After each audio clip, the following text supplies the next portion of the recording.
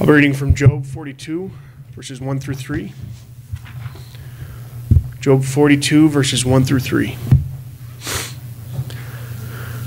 Then Job answered the Lord and said, I know that you can do all things, and that no purpose of yours can be thwarted. Who is this that hides counsel without knowledge? Therefore I have declared that which I did not understand, things too wonderful for me, which I did not know.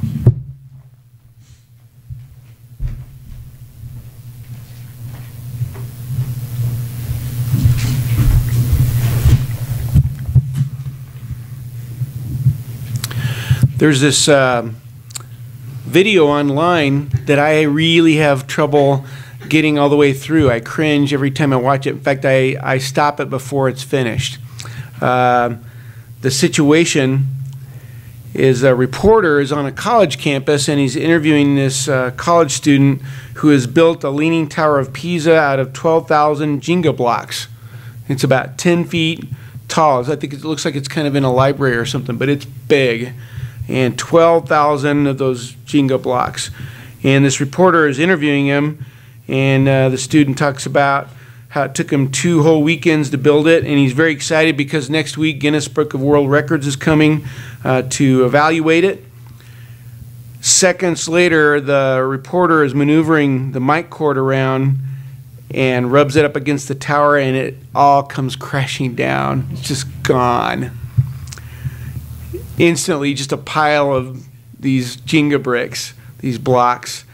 All the work, all the planning is just gone in an instant.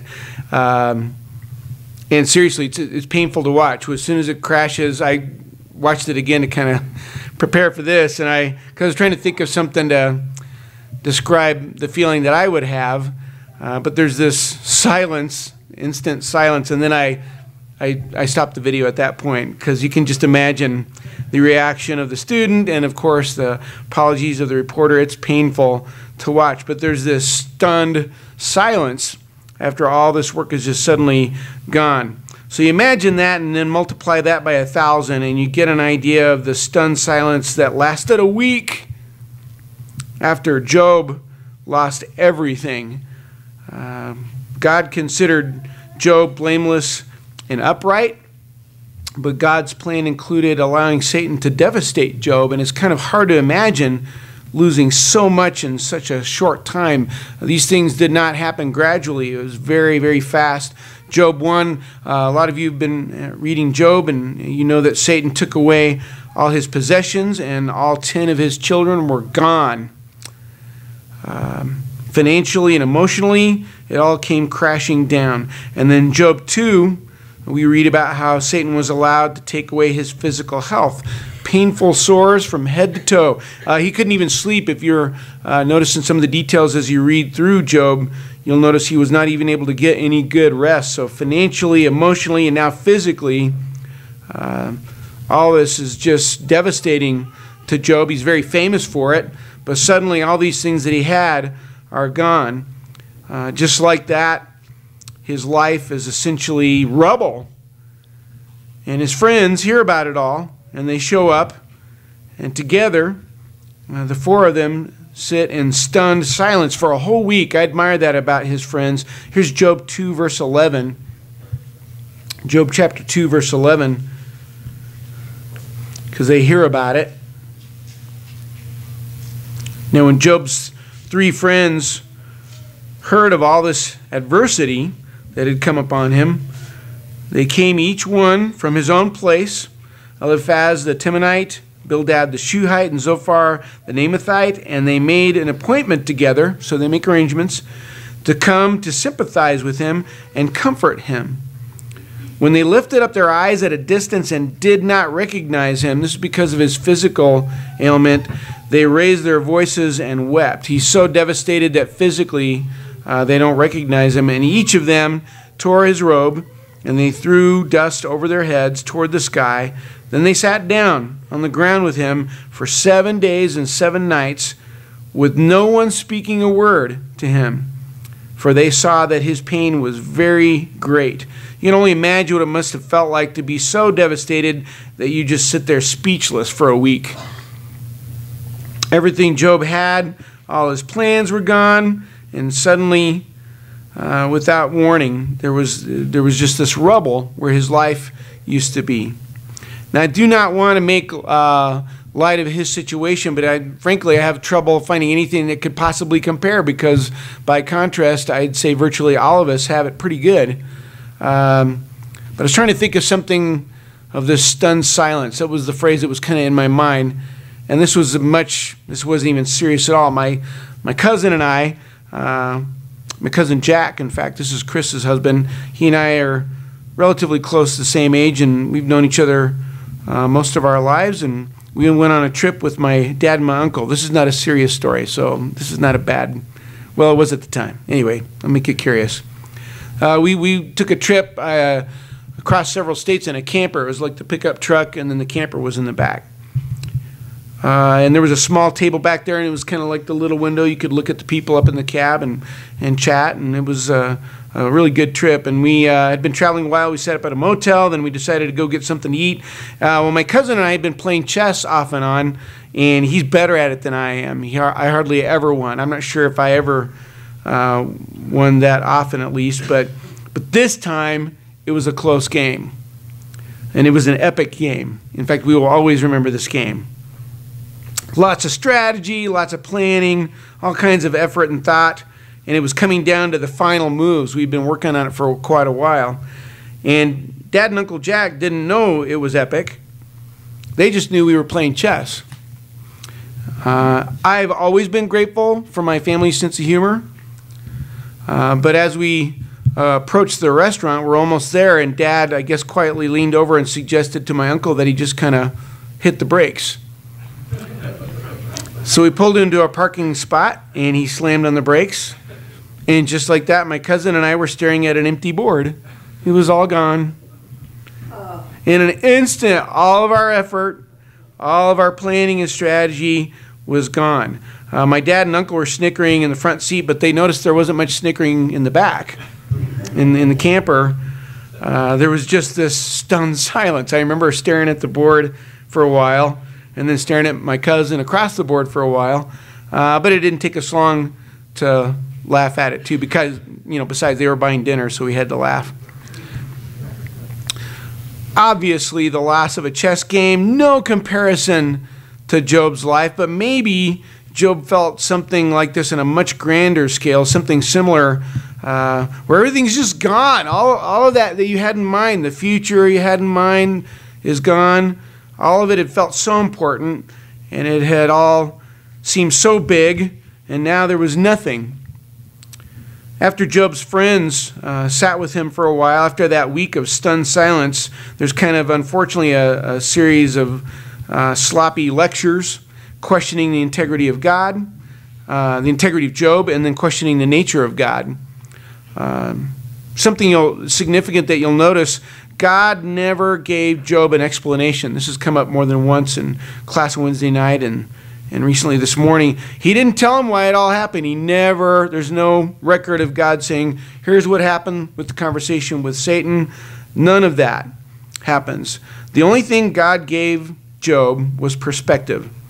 After all the questioning and all the speculation, God speaks up, and here's what he says in Job 38, starting with verse 1. So they've been talking for quite a while. I'm sure those of you who have read it noticed how there was quite a bit of talking before God spoke up, and this is when he speaks up. Job 38, starting with verse 1.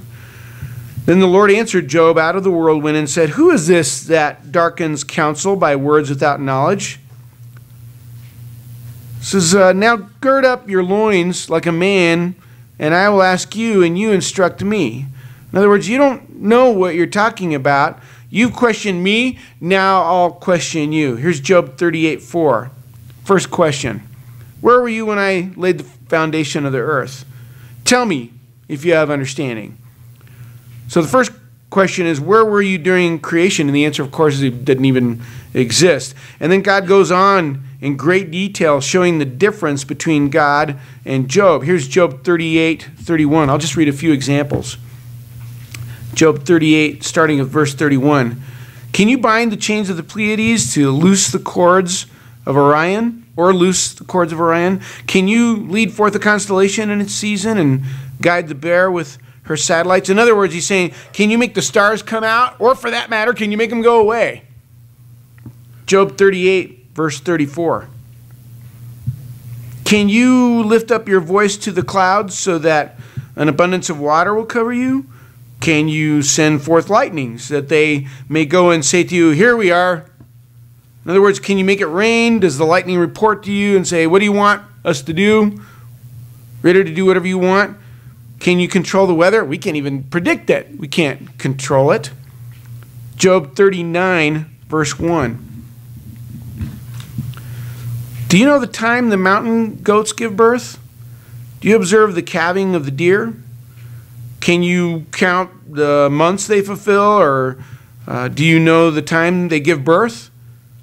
He's essentially asking, it goes on in this regard, and he's basically saying, do you know when the animals will be going into labor? He's saying, I do, every single one of them.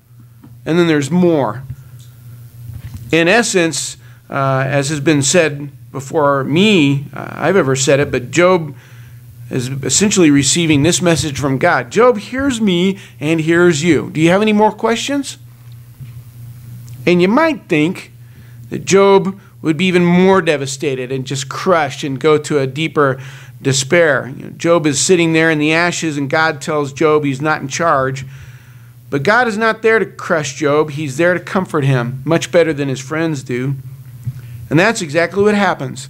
Job is startled, but then settles into another stunned silence. But this time, it's not a silence made of despair. It's a silence made of comfort. Here's Job 42, starting with verse 1. Job 42, 1. This is Job's response to his perspective. Then Job answered the Lord and said, I know that you can do all things, and that no purpose of yours can be thwarted. Who is this that hides counsel without knowledge? Therefore, I have declared that which I did not understand, things too wonderful for me, which I did not know. Here, now, and I will speak, I will ask you, and you instruct me. I have heard of you by the hearing of the ear, but now my eyes see you. Therefore I retract, and I repent in dust and ashes. And this is not the last we see of Job. You probably know Job 42, verse 10. This is what it says. This is the end result of all this. The Lord restored the fortunes of Job when he prayed for his friends, and the Lord increased all that Job had twofold. He's blessed twice as much as he was before. God gets Job through to the other side of the darkness, and life ends up even better. Let's turn briefly to Habakkuk. It's not a very popular book, but if you look at Habakkuk here, I think you'll understand why I would recommend this. It's kind of like a mini book of Job. A lot of similarities. And I think probably at this point it's important to mention that the book of Job is unfortunately often used as an endorsement for anger toward God. And let me just briefly say that I believe that that is not the case. When things are bad and when things have gone rough, where is the wisdom in nurturing any kind of distance from the only one who can truly help you? I think you'll find that the conclusion of Job and the conclusion of Habakkuk will indicate that anger towards our Creator is never appropriate. But at the beginning of Habakkuk, Habakkuk sees injustice in the world. This is chapter 1. He sees injustice in the world, and he wonders why God isn't handling it. Here's what he says in Habakkuk 1, verse 1.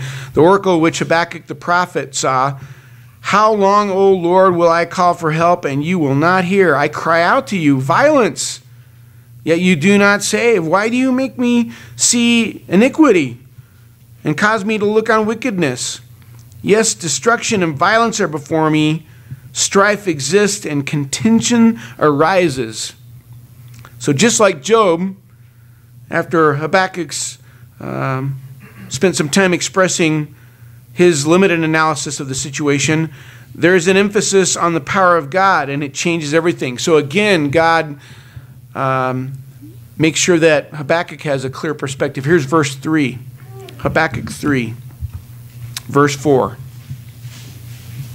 Habakkuk chapter 3, verse 4.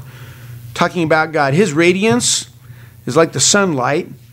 he has rays flashing from his hand, and there is the hiding at his power. Before him goes pestilence, and plague comes after him. He stood and surveyed the earth. He looked and startled the nations. Yes, the perpetual mountains were shattered. The ancient hills collapsed. His ways are everlasting. Then go over to verse 9 of the same chapter, Habakkuk 3, verse 9. Your bow was made bare. The rods of chastisement were sworn. Selah. You cleaved the earth with rivers. The mountains saw you and quaked. The downpour of water swept by. The deep uttered forth its voice. It lifted high its hands. So first Habakkuk complains, and then he's reminded of God's power. And Habakkuk's reaction, very similar to Job's. First he's humbled. Here's Habakkuk 3:16. I heard, and my inward parts trembled. At the sound my lips quivered. Decay enters my bones, and in my place I trembled, because I must wait patiently. I must wait quietly for the day of distress, for the people to arise who will invade us. So this is a very appropriate humility, but it's followed by peace of mind, and Habakkuk is comforted. I really love this about Habakkuk. Here's Habakkuk 3:17. This is how it closes, a newfound perspective for Habakkuk. Habakkuk 3:17. Though the fig tree should not blossom, and there be no fruit on the vines, though the yield of the olive should fail, and the fields produce no food, though the flock should be cut off from the field, and there be no cattle in the stalls, yet I will exult in the Lord. I will rejoice in the God of my salvation. The Lord God is my strength, and he has made my feet like hinds' feet, and makes me walk on my high places. So Habakkuk has a much different perspective. Even if things don't go well, he's saying, I trust God. It doesn't matter if all that goes away, if it all adds up to zero. As long as I have God, everything's going to be just fine. Whereas before, his trust in God was kind of shaky, depending on the circumstances. Now his trust is virtually indestructible. He has a better grasp of who God is, and he is comforted. With both Job and Habakkuk, it's kind of helpful to know someone bigger than them is on the job. And even though it had felt like their earthly lives were the biggest game being played, something much bigger was going on. They had a new perspective on their lives.